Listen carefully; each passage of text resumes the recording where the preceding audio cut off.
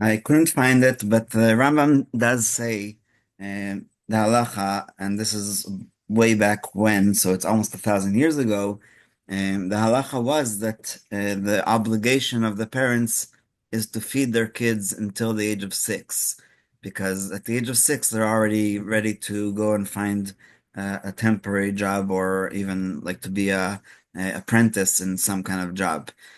Obviously, that doesn't work for today, but it just gives us a little bit of a perspective about what the responsibility of the parents was bringing up their children, and especially when they were having a lot of children, because not all of them survived. There's so many halachot that relate to kids dying at a young age, especially for Pidyon Ben.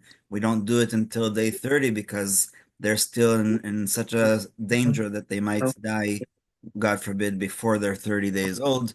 Um, and so, in that context, we'll learn about how women who are busy tending to their young children and their exemption from having to pray under those circumstances. A little bit more in depth of what we discussed yesterday. Women who are busy tending to their young children and occupied with managing the household are permitted lechatchila to fulfill the mitzvah of prayer by reciting only Birkot HaShachar and Birkot Torah. I actually saw somebody suggest that while you're getting up and already starting to prepare breakfast in the kitchen or whatever, you already know them by heart from when you were a child. So it's just you're allowed to say it without concentration because you're basically saying thank you to Hashem for all the things that Hashem provided to us. As we learned in section 4 above, some poskim maintain that in principle women can fulfill the obligation of prayer with Birkot HaShachar and Birkot Torah, the morning blessings and the blessings on Torah study. Although under normal circumstances it is not proper to rely on this opinion, nonetheless, women who are taking care of their children are permitted lechatchila to fulfill their obligation with this short prayer. Similarly, Rabbi Laban, I love when we bring what's called Maaseh Rav, a story of somebody who actually testified about their father or mother. So Rabbi Ari Leib, the son of Rabbi Yisrael Meir Kagan, known as the Chafetz Chaim, attests that his mother hardly prayed at all in the years that her children were under her care. She said that her husband told her that she is exempt from prayer because she is busy raising her children. In the comment here, he says that it's also what's called osek b'mitzvah patur mitzvah, which means that you're busy with one commandment, you're not obligated to do another. Example that the Talmud brings is if you're busy with the mitzvah of a funeral, of escorting the dead to the cemetery, you're patur from Kriyat Shema, you're patur from other mitzvot at the time, and he gives more explanations later. So still, it is possible that women follow the principle of the law, for since during the years in which they are busy tending to their children, they are greatly hassled, much more than one who has just returned from a trip. So the Talmud talks about somebody returning from a trip, and that for 3 days he should not daven the Amidah because he has no concentration. However, the Achronim say that today we don't have that much concentration anyway, so we are not compared. We don't have to follow that ruling about returning from a trip.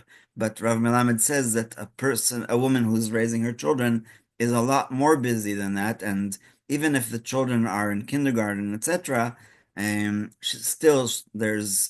needs a little bit of time down and stuff like that. Sorry, downtime, and to be able to concentrate is very difficult with prayer. So this is why it's allowed. So so it's much more than somebody returning from a trip. Therefore, they do not customarily pray the Amidah. Similarly, a response from Machazeh Eliyahu in the name of the Chazon Ish. Moreover, there is a rule that one who is engaged in the performance of one mitzvah is exempt from the performance of another mitzvah. So if you're taking lulav, you're exempt from giving tzedakah, you're exempt from other mitzvot. And a woman who is caring for her children is engrossed in the continuous mitzvah of chesed, of loving kindness. And that goes back to the introduction because any time after the age of 6, according to Maimonides, that's already considered chesed. That's not considered the obligation.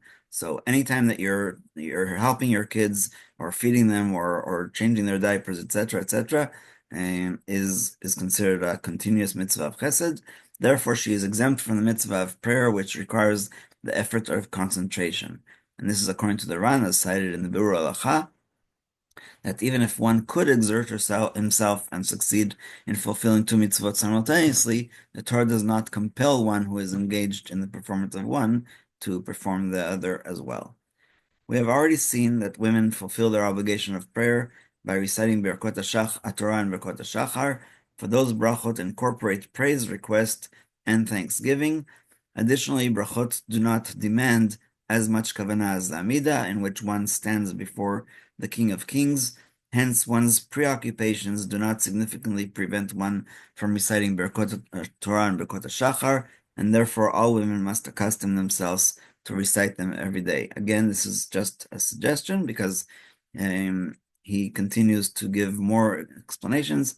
Even if a woman raising her children decides to go to work out of the need to help support the family financially, what's called a two-income family, or sends her children to daycare, nursery, kindergarten, and school, and remains home to organize the house and rest a bit, since overall she is tired and busy with the care of her children, she may fulfill the obligation of prayer by only reciting these two sets of blessings.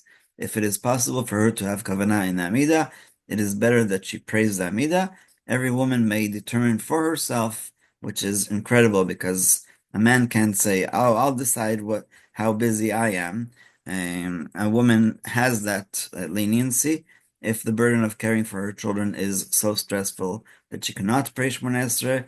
If this decision is too difficult for her to make by herself, maybe peer pressure or her husband expects something else, she may consult a rabbi or a rabbanit. However, it is not proper for a woman who goes to work not out of financial necessity, but because she has leisure time to rely upon this lenient opinion. Instead, she should be strict to pray Shmoneh Esrei every day, in addition to Birkot HaTorah and Birkot HaShachar. But he also suggests that she can sit down and say the Shmoneh Esrei. Let's say she's on the train or the bus or the car going to work, and continues the same example about caring for the children. A woman who, while caring for her children, prayed only a brief daily prayer, which is what's called Tefillah Ktsara, which was written for people in danger or in war, must take care to resume praying Shmoneh Esrei every day once her children are grown up and the burden of caring for the house has diminished. And so, like I said, we can rely on that other opinion, and we'll continue tomorrow with the rules which generally govern which commandments a woman has to do.